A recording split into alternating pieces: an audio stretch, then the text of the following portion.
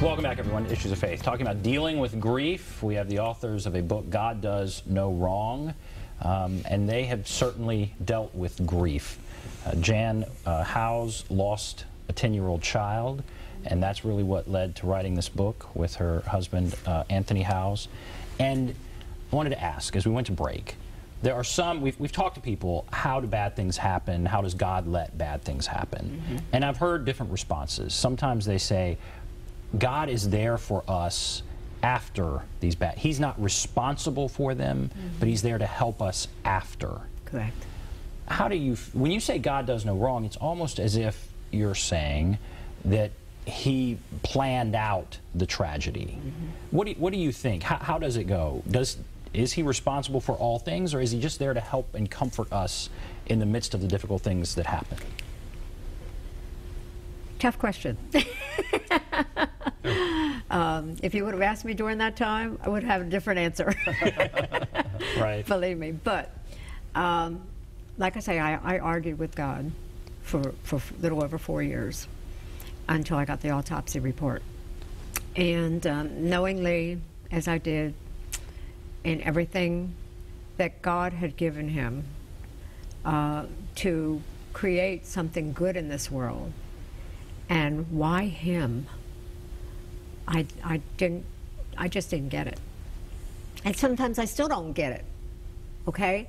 But you have to reach a time to either grieve the rest of your life or make something positive come out of that grief, of that loss of your loved one. And I wanted Lee to have a voice, because if he still would have been here, no matter how much he was damaged, other than his head, he would have wanted to have a voice. Now, I don't know if any of your listeners knew about the Mariel Refugees that came over, and we had the Miami riots. We were only 9 miles away from that in Hollywood. And it was a young man who came over as a refugee, took his brother's car, no license, no insurance, no nothing, and he's the boy that hit Lee. Wow. He was speeding, and he lost control of the car, and he went catty corner, hit my son right at the curb. So, I mean, it's devastating, and it takes, just to put one foot in front of the next is impossible. And Pastor Larry kept telling me, even after Lee was killed, God does no wrong, just remember. And he himself admits that he didn't know why he was telling me that. What do you say to that, that same question? Well, basically, we realize that God is in control of everything. Now, whether He allows things to happen or not, that's kind of still debatable in my mind. He takes the events that does happen in our life. He is always there present. I mean, he's there good and good times and bad times. He's there present before us. What I see a lot of times is that people go through grief, they turn to everything else except God. You know what I'm saying? I mean, they go to, counselors, they go, and not to say that they're good, they're helpful, but you gotta realize that there is a God that knows us, that created us, that has experienced every avenue of what we can ever experience here on earth, and He knows the answers. But then it is hard not to be angry. Right. And why wasn't He there, to prevent this? Would be the anger that some might have. Well, you're talking about God just simply intervening. Well, God don't work that way. See, God set the natural things in motion in the days of creation.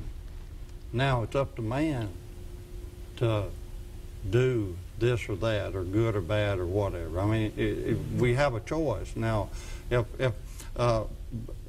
so if I choose to do good, and like if someone like this instance here, if God just put His hand out and kept that car from hitting Lee, then He would have to do that. To be a just God, He would have to put His hand out and save every child, every all over the world, you see, to be a just God.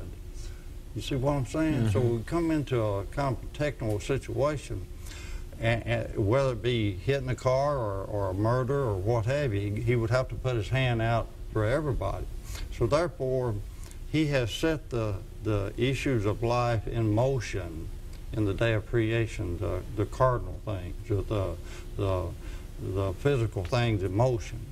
Therefore, you know, whether we do good or evil. Now, and then he helps us deal with that. Well, if we choose to... If we choose to accept. Right. Now, you said that Lee deserved a voice, your son deserved a voice. At some point in the midst of the grief, you decided, I've got to go out and help other people. Right. Is that right? Right.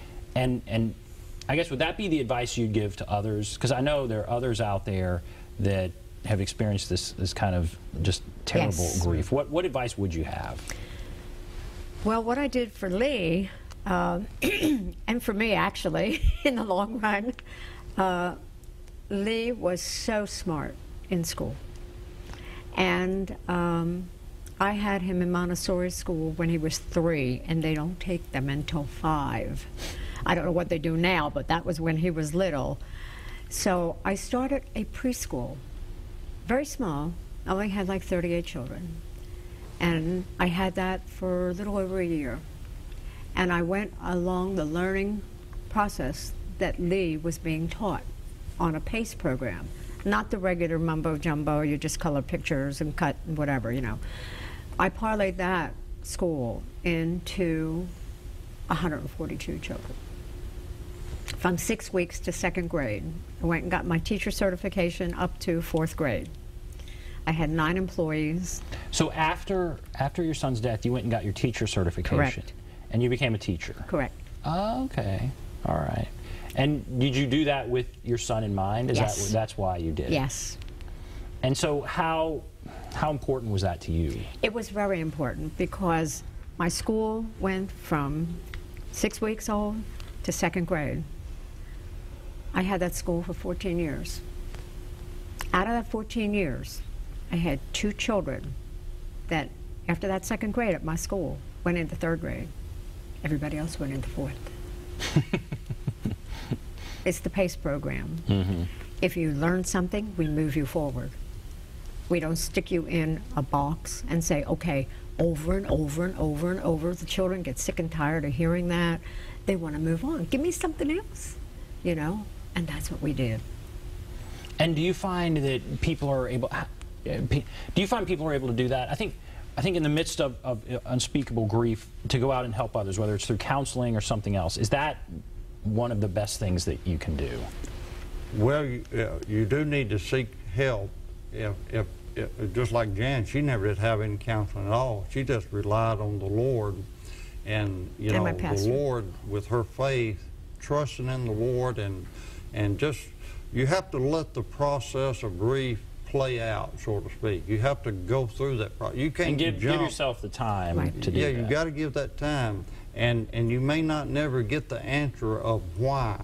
You may never get that answer. So get your mind off of the why business and get it on the just simply trusting and working through the process of grief. Now, there are steps that go through, that you will go through in the grief process, and of course, any of the counselors will know that. We even have one on our bookmarker there, the process.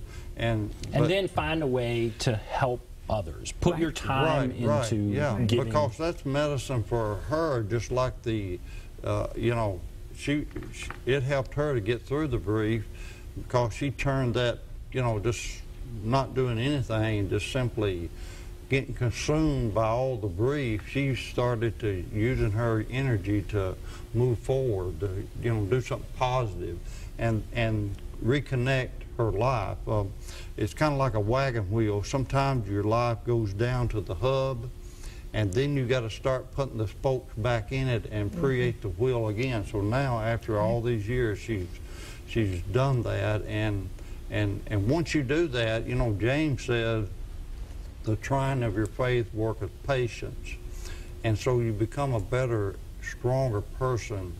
and you have a deeper insight in, you know, the realities, the issues around you in your own life. So, we have a minute left. What do you want people to take away from your tragedy? Mm-hmm. You know, maybe there are people who have experienced the same thing and they can't get to the point where you are. What do you want people to take away in the final few seconds here? I guess the main thing is honor your loved one. However you want to do it, you know, it's better to honor them in a way of helping others that have been in your spot. I've cried and cried and cried. I still do with people that I counsel and things like that. But you never forget. You have to put that loved one in a certain part of your heart and know them. If you're a Christian, you will meet them up again. I want to thank you both for being here. Jan Howse, Anthony Howse, thank you both for being here. The book is called God Does No Wrong. Very interesting. Thanks for sharing all of that with us. Thanks for watching Issues of Faith. Have a great day, everybody.